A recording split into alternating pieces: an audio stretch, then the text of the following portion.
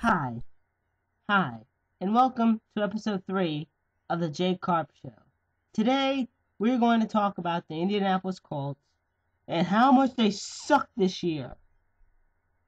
Okay, so in the beginning of the season, Peyton Manning had his third neck surgery. Now, for the first time since 1982, when they were in Baltimore, they've started 0-10. Yes, the Colts are 0-10. The freaking Jacksonville Jaguars have a better record than the Colts do.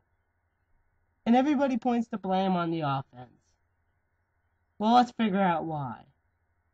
First, the Colts convinced Kerry Collins to come out of retirement and start, but he got his fair share of sacks and concussions, and he's done for the rest of the season. So then, they moved to Plan B. Bring in Curtis Painter. And unless you're a Purdue fan, I don't think you even know who the hell he is before he started playing for the Colts.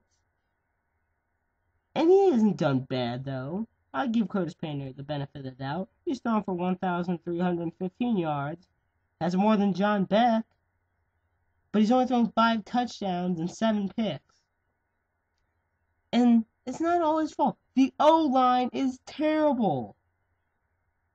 Against the Saints, they botched so many snaps. It was unbelievable. And I mean, that was just one game. But for being terrible on the line for 10 games is unimaginable. And I think it's just because they're having an off year. Because I've seen Jeff Saturday, the center, play.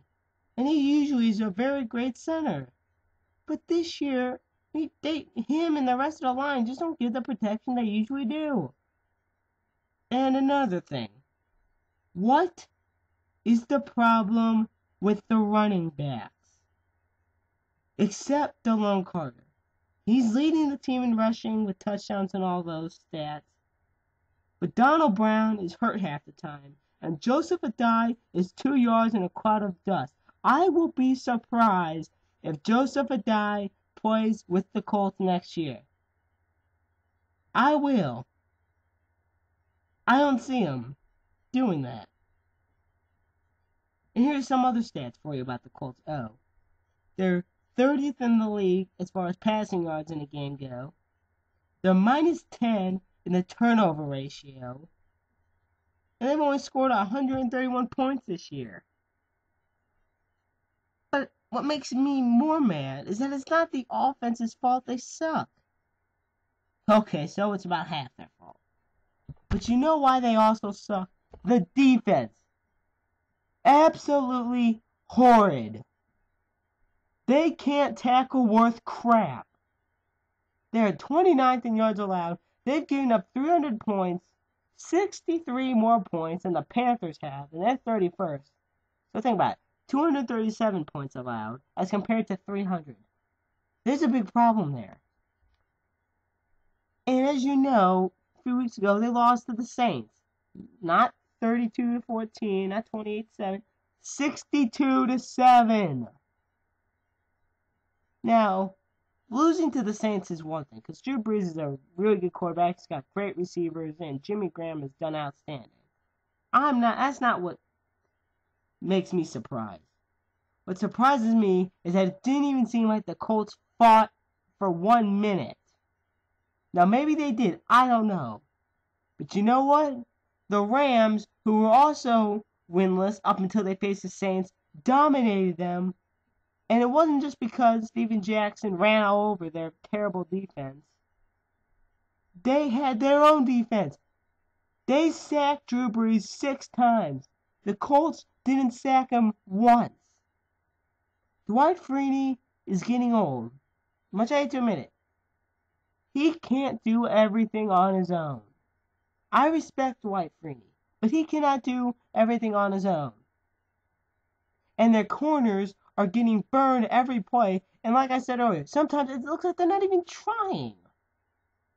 Now, kind of drift away from that. I'm going to read some comments from irate Colts fans sent in to me on Facebook.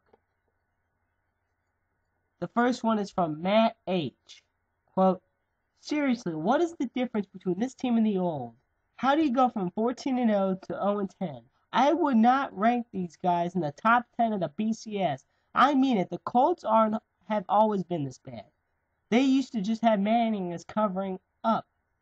He's the MVP of the year without even playing. I mean, I hate the Colts all you want. I know I do, but Manning is without question the greatest QB of all time. To be able to win with this gaggle of colossal retards only solidifies the argument. Yeah, man, I lost you it seriously. Okay?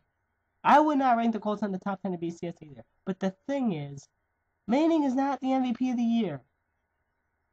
Okay? He definitely isn't. And he's not the greatest QB of all time. He's one of the greatest of all time. But he is not the greatest of all time. And, you know, funny thing is, he won a Super Bowl with this gaggle of colossal retards.